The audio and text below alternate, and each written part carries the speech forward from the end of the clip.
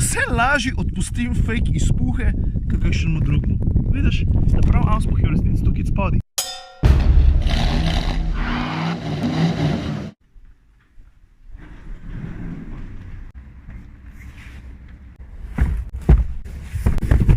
Jo, tale bo danes na vrst Citroen C5 Aircross. Tega avta sem se pa jaz že fejst veselil. Stari pa mimogrede zgleda kar malo jezen, a ne da? Ok, prvič sedim v tem avtu, ambient mi je všeč. Ja, pa digitalno instrumentno ima. Ok, se res? Dobro zgleda. Lej, tole gledajo voznikove oči, vidiš? Pa v center recimo lahko postaviš tudi podatke navigacije, mislim, da se bo to na sredini, Pa na sredino recimo lahko postaviš tudi pomembne podatke, ker so povezani z navigacijskim sistemom. Čakaj sem mal. Evo, vidiš? Ročico tudi že poznamo, iz Peugeotov. Sedi se kar visok, preglednost ven je takole na prvi pogled odlična. Fajn, se mi zdi, da se bova z Aircrossom razumela. V tem trenutku sem na poti na slovensko predstavitev Hyundai i30N Fastback. Malo počakam, pa tudi jaz na vrsto pridem, da par stvari povem. Predvsem ceno, to je pomemben. A misliš, da bo asfalt slovenski vesel tega avta? Vesel bo. Še kaj? Boste varni. Boste varni.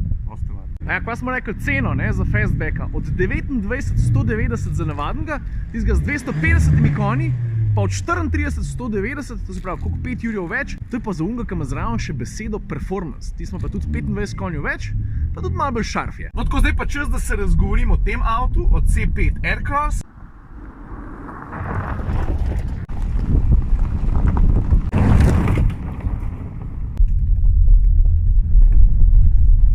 Ok, do tega, zakaj sem ga dal na točno tako podlago, čeprav gre za malo bolj fin avto, pridem pol prevozni dinamiki, to bo ena od sladkih. Ok, ta prva stvar, a veš, ta avto je čist nov tukaj v Evropi, drugače pa sploh ni toliko nov, je že 2 leti star. Kaj tako, kako to misliš? Je vprašal recimo Kitajce, kdaj so ga njim prvič predstavili. Ampak to sploh ni pomemben. Jaz moram priznati, da se že nekaj časa nisem v en avto, ki ni bil izrazito športen, usedel s takim veseljem. Verjetno zato, ker imam jaz tak soft spot za malo bolj posebne avtomobile, ker C5 Aircross ziher je. Zanimiva reč številka 1. Avto tako prikupno zgleda, to v mimogrede pa tudi prva sladka, da kar malo pozabiš, da sploh ni tako majhen, da je pravzaprav kar zajeten. Veš, koliko je dolg? 4 metre pa pol. V bistvu je mečken daljši od svojega bratranca, Peugeot 3008, ta avto je mimogrede tudi njegov tekmec, pa kjer bi še lahko bil. Nissan Qashqai, pa drugi dosti podobno veliki SUV. No in zdaj, ko vemo, kam približen paše, gremo kar na ta prvo sladko, to je pa oblika. Jaz sem dolg časa razmišljal, kako bi ga opisal.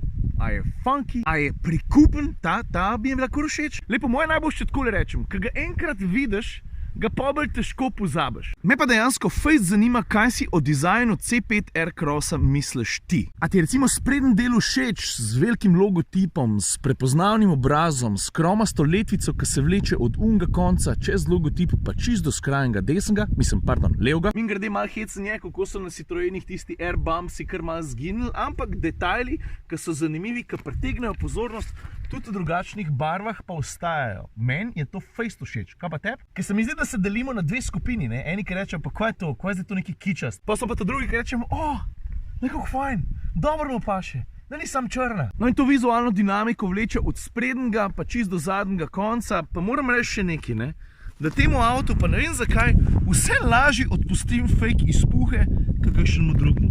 Vidiš, da prav auspuh je v resnici tukaj spodaj. Veš, ta psihologija je ful hecna, ne? Tako kot pri enih ljudeh, ko si ti recimo ful simpatični, pa imajo kakšno pomanjkljivost, rečeš, on tak je, Brane tak je. Če bi bil pa Frank, bi pa rekel, pa kaj je s tabo, kako se ti obnašaš? No pa, ko še govorimo o zanimivi obliki, pa o dizajnu, sem noter v to kategorijo šteje tudi kabina. Jaz ne vem, kakšno je tvoje mnenje, ampak meni se to delovno okolje dopada od trenutka, ko sem se prvič v avto usedel.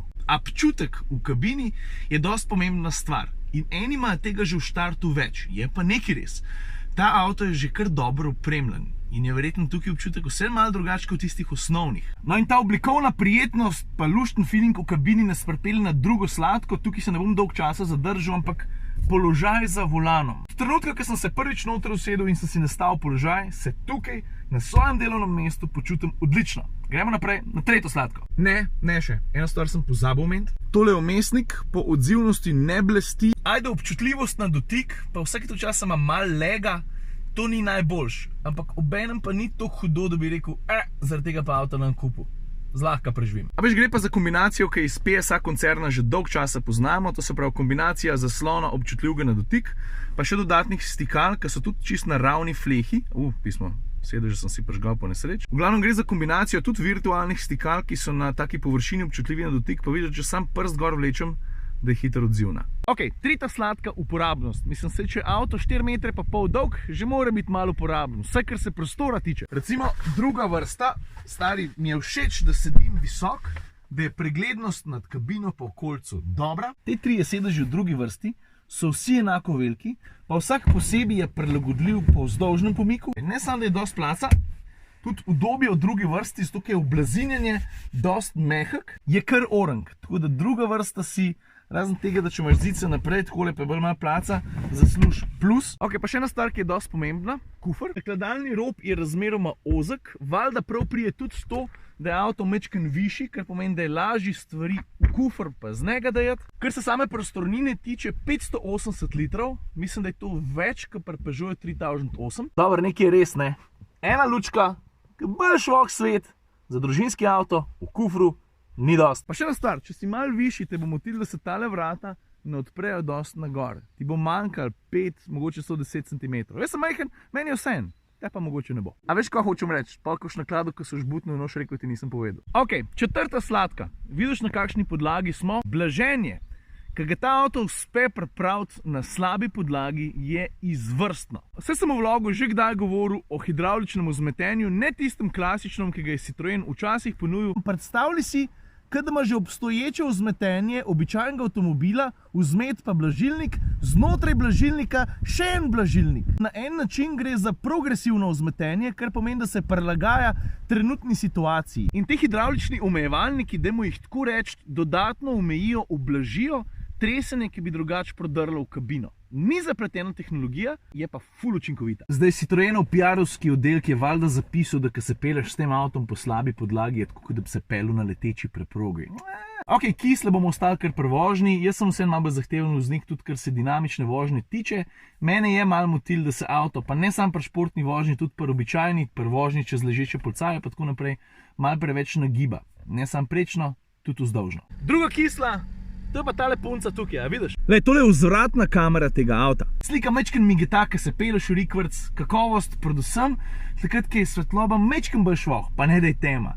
Je preprosto na nižjem nivoju kot drugod. Jaz ne moram drugače povedati. Tretja kisla je povezana pa z zavorom. Ne skrbeti, so zanesljive v vseh pogojih vožnje, ampak ko se pa počasi voziš, žlajfa se mi zdi, da je malo preveč občutljiva. Ko se hitro peleš, majčken za žlajfa se ne pozna, ko se pa počasi peleš, se mi pa zdi, da sem se vsake toliko časa malo po nepotrebnem guncu. Peta sladka pa je, C5 Aircross je še eden v vrsti avtomobilov, ki skrbijo, da se Citroenov Mojo, ki so ga v zadnjih par letih spet najdel, ohranja in pele naprej.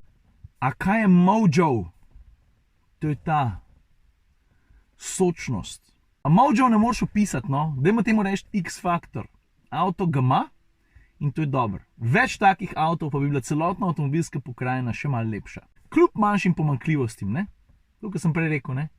Če je en simpatičen, tako ali pa drugače mu marsikatero napako odpustiš. Zdaj pa, ta avto vračam. A kjer avto bom vozil, kad tega vrnem? Že imam, je že tukaj. Ta nova trojka.